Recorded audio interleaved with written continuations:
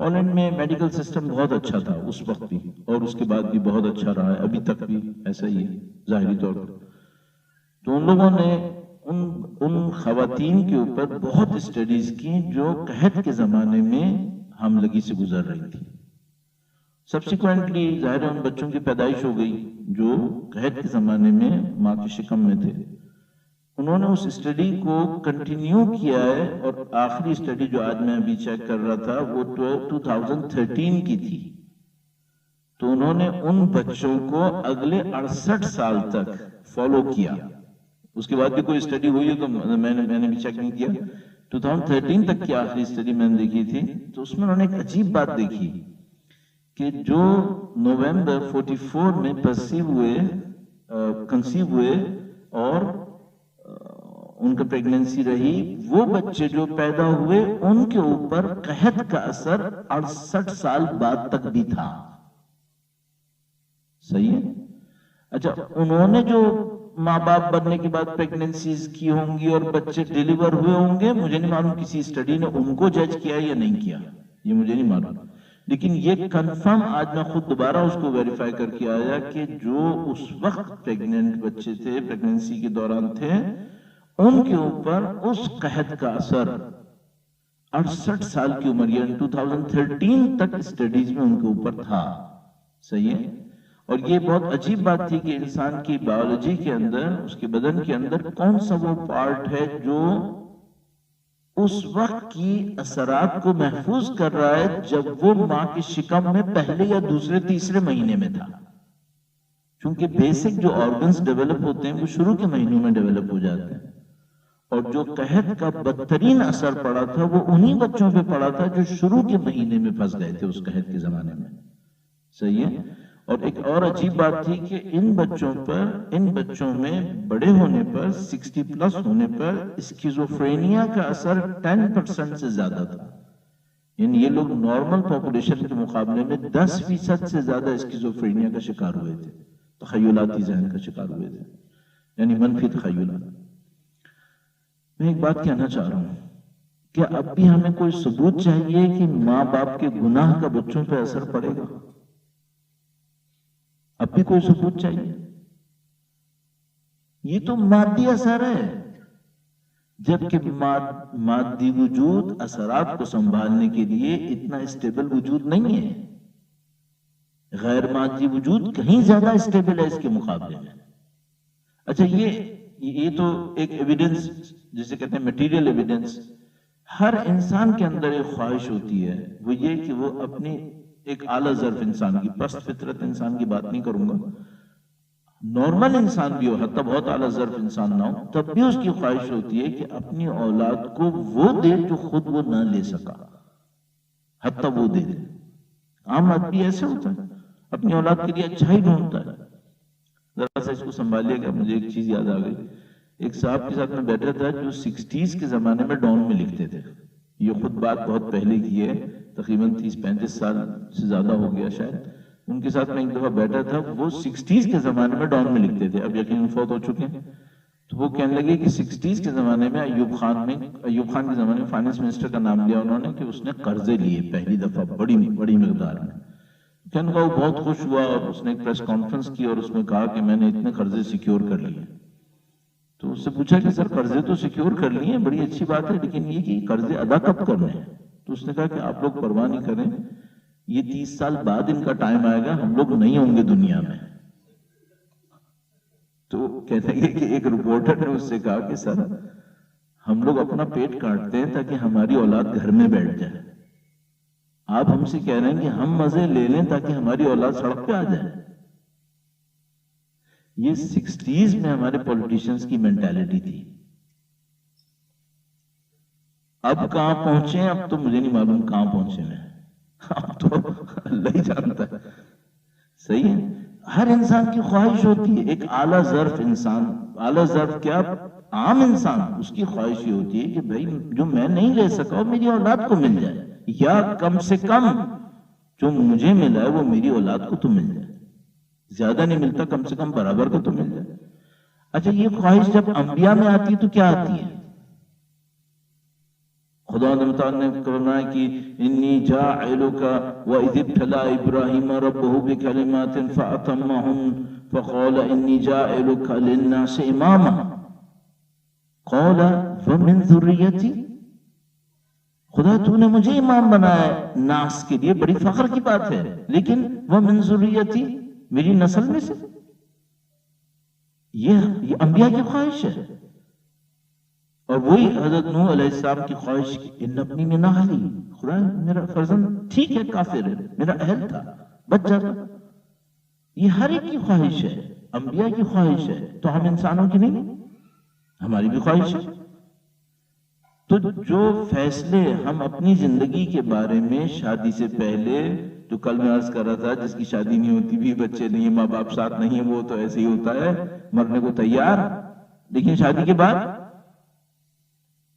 وہ جو شادی سے پہلے بڑی بڑی چھلانگیں مار رہا ہوتا ہے کیریئر کے لیے، وہ شادی کے بعد ایک ایک پتھر پہ بھی پاؤں سنبھال کے رکھتا ہے، کہتے ہیں بھیا ایسا ہے کہ بھی پیچھے بھی بچے بیٹھے۔ دین کے راستے میں کیسے کریں؟ تو جب تک میں اکیلا تھا، بھی بچے نہیں تھے، اولاد نہیں تھی، 4 گناہ کر بھی لیتا تھا، اب بھی کروں، جبکہ اب مجھے معلوم ہے کہ یہ جو میں گناہ کروں گا یہ بلا اثر نہیں جائے گا، اس کا اثر باقی رہنا ہے۔ اچھا 10 یوں نہیں، سینکڑوں روایات ہمارے پاس ہوں گی جو کہہ رہی ہیں مکافات عمل اسی دنیا میں ہے، اسی لیے اس کو اجر نہیں کہتے بلکہ مکافات کہتے ہیں، یہیں پر ہے۔ وہ جو بعد میں ہے مرنے کے بعد برزخ میں آخرت میں، وہ اجر ہے، ثواب ہے اور دوسری چیزیں، لیکن مکافات عمل یہیں پر ہے، اسی دنیا کے اندر ہے۔ اور بہرحال اس کے اوپر متعدد آیات بھی ہمارے پاس ہیں جو حتیٰ بعض اوقات جنت کی سی تعبیر کو دنیا کی زمین کے اوپر کر رہی ہیں، سورہ زمر کے اندر آیت کریمہ موجود ہے۔ تو اس کے نتیجے میں جو انسان فیصلے کرے جس کا تعلق اس کی نسلوں سے ہو، ان فیصلوں کو انسان کو ہزاروں دفعہ ریویو کر لینا چاہیے، اگرچہ ہزاروں دفعہ تو نہیں کرے گا لیکن بہرحال اچھی طرح ریویو کر لینا چاہیے۔ تو مثال کے طور پر ہر انسان اپنی زندگی میں یقینی طور پہ جو کٹھن ترین فیصلوں میں سے ایک فیصلہ کرتا ہے وہ شادی کا ہوتا ہے۔ اچھا اب میں اسی کو لے لیتا ہوں اور اس کے بعد آگے جا کر کچھ اور فیصلے بھی عرض کروں گا۔ یہ ایک عجیب معاملہ ہے کہ ایک انسان مثال کے طور پر 25 سال 20 سال کم اور زیادہ عمر میں ایک فیصلہ کر رہا ہوتا ہے جس نے تقریباً 50 سال اس کی زندگی کے ساتھ باقی رہنا ہے، لیکن کیا اس کو یہ پتا ہوتا ہے کہ اس کا فیصلہ کتنا صحیح ہے کتنا غلط ہے؟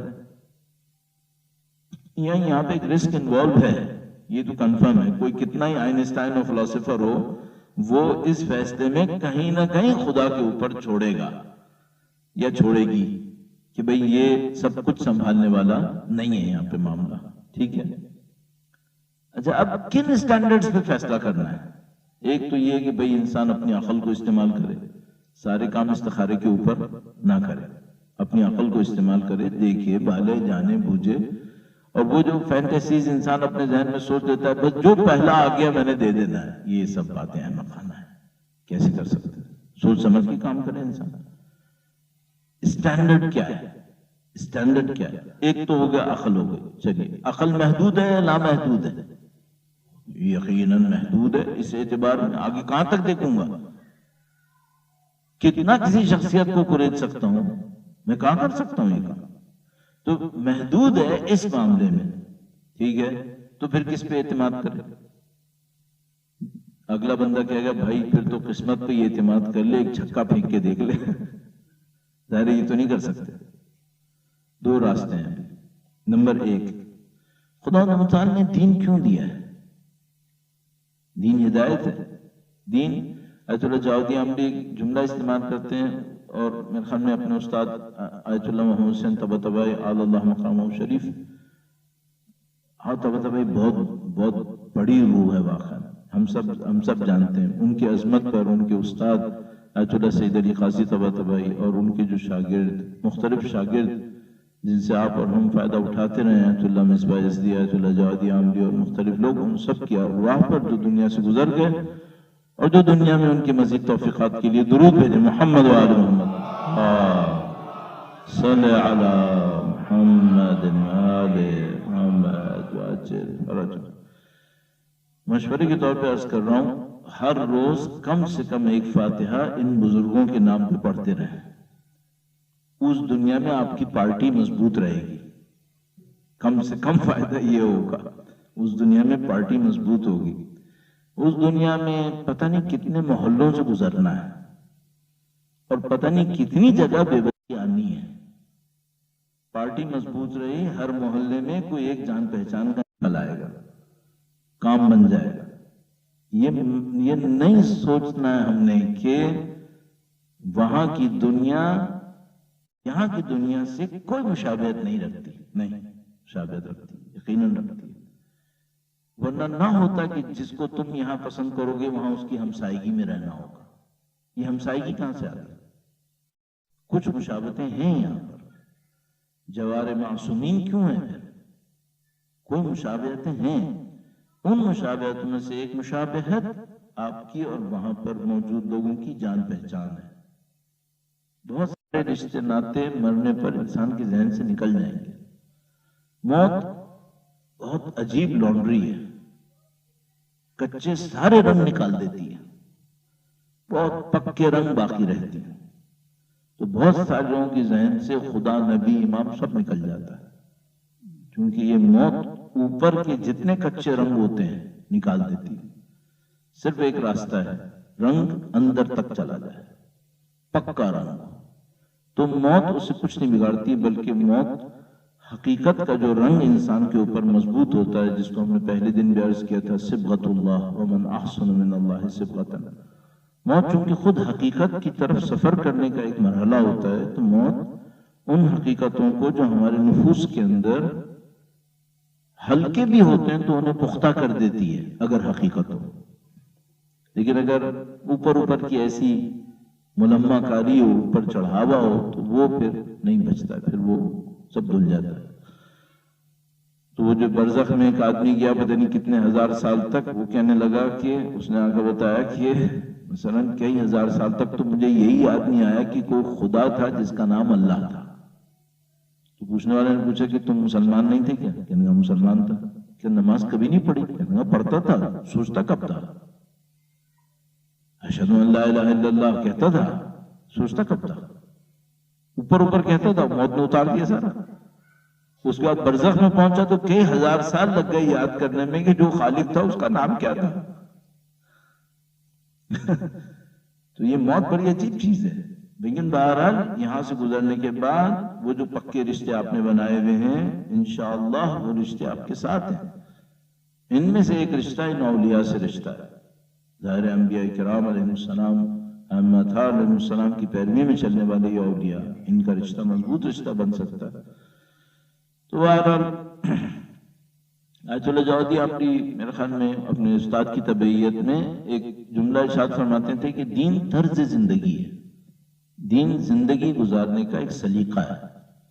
اس سلیقے نے ہمیں یہ سکھایا صحیح فیصلے کیسے کرنے ہیں۔ تو اس کا راستہ کیا دیا ہے، جو کل اس پہ بات اشارتاً آئی تھی، وہ یہ کہ آپ نے جو عقائد کی بیس پہ ویلیوز حاصل کی ہیں، اقدار حاصل کی ہیں، ان اقدار کی بنیاد پر فیصلے کریں، پھر خدا سنبھال لے گا۔ میں نہیں کہہ رہا خدا صحیح کر دے گا، غلط بھی کریں گے تو سنبھال لے گا، اگر وہ اقدار صحیح ہوئی جن کی بنیاد پہ فیصلے کیے تھے۔ درود بھیجے گا محمد و آل محمد، صلی علی